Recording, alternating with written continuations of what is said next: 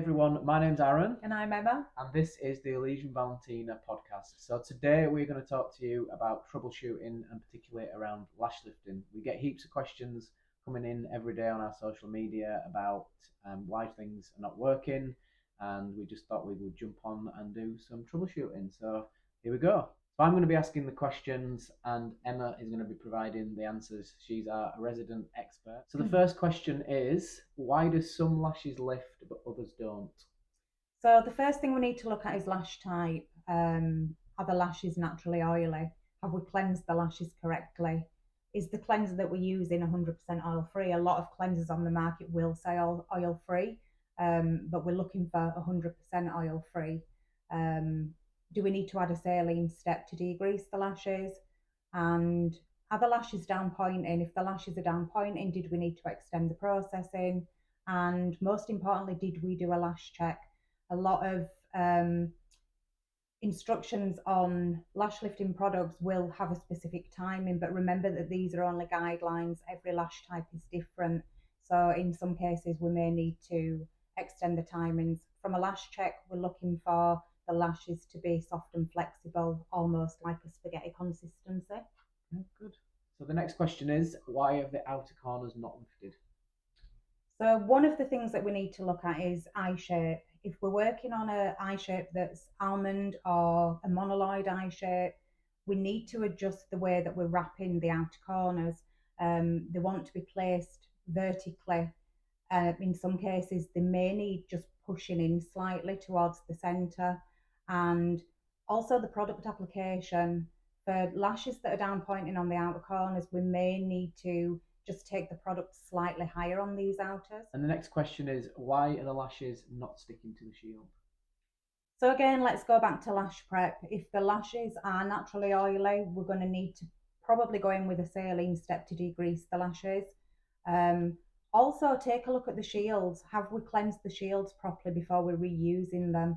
Any oils on the lashes or the shields will cause a barrier, and the lashes just won't bond to the shield as we want them to. Excellent. And the next question is, the lashes looked kinked at the base. Why does this happen? So the biggest indication of lashes kinking at the base is that we've lifted it too tight at the root, and this is most definitely because we've selected a shield that's too small. When this grows out, it'll almost form a V in the lashes. Next time we need to go up a shield size. Next question is, why did my client's lashes drop within 24 hours of doing the lift? Okay, so usually we don't like to blame the client, but on this occasion, 90% of the time we can. So we know that water cannot break down the disulfide bonds in the lashes once they've been set chemically. The only thing that can change that again is another chemical process. So it's likely that the client has applied something at home, slept on them funny, applied mascara within the first 24 hours, or steam. Steam will make the lashes drop. However, sometimes it can be on us, and it's usually because we haven't processed for long enough.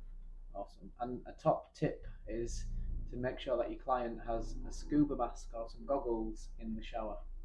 We have them in our house, don't we? Yeah. Next question is, why do my clients' lashes look frizzy on the end? Okay, so this is usually because we've taken the lifting product up too high. Because the tips of the lashes are the most fragile part, it's the oldest part of the lash from the grow out cycle. We totally want to avoid getting any chemicals on the tips, because this is just going to dehydrate the lash tips. We want to use a rolling technique when we're removing any of the products. And we can also take step 2, which is your setting, neutralizing a little higher than the lifting itself. And it just stops the lifting products creeping further up the lashes and dehydrating the tips. Awesome. And just for so everyone knows, we have got a video that's going to be uploaded into our YouTube channel on tips and tricks for lash lifting, and the rolling technique that Emma just mentioned then will be in there, so check it out. So next question is, doesn't sound too good, why has only one eye lifted? Okay, So this is just user error. It's the technician's error. You've placed the shields differently, so you've not got a symmetrical placement throughout both eyes. Um, it's one of the most important parts of the lash lift is shield placement, but it can also be product placement. If you've taken one side of the product slightly higher than the other, you're going to get a different outcome on the lift. Brilliant. And can I relift if a lift doesn't work? So again, analyze the lashes. If the lift didn't work whatsoever, yes, we can go straight back in, and we can even do it with the full timings. Um, if we lifted and we only got a small amount of lift, it would indicate that it's either the shield placement, the lash placement, the shield size that we chose. So we can relift, but we just want to half the timings.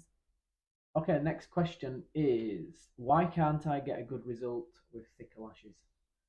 So with thicker lashes, we need to make a few adjustments. All lash types are different, just like all hair types are different. Um, so with thicker lashes, they are a lot more stubborn and harder to break down. So the first thing we want to look at is shield size. Ideally, we want to drop a shield size because we want to get the root lift really, really close to the roots. We also want to look at the amount of product and how we're distributing it. So typically, we're going to double up the amount of product that we're putting on just to ensure that every single lash is absorbing the product. We also want to take the product slightly higher than normal, just because there's a lot more lash to break down. And lastly, we want to look at extending the processing times. This is where the lash check definitely comes in, because sometimes what we think might be 5 minutes on a recommended time for thicker lash types, we may need to push it out to 8 or 9 minutes. Can I reverse a lash lift if the lift is too curly? So if we've over processed the lashes, we just need to analyse the health and just make sure that the lashes aren't super dehydrated and brittle. If it's just a case of too much curl or too much root lift, from either lash placement or just the choice of the shield, then we can relax the lashes slightly. And we want to go in just like we're going to do a regular tint treatment. So we're going to brush the product downwards throughout the lashes, but the lifting will only take a maximum of 2 minutes. Once we start to feel the lashes relax, then we want to remove and go in with the neutralizing. And final question, do I have to tint when I'm doing a lash lift?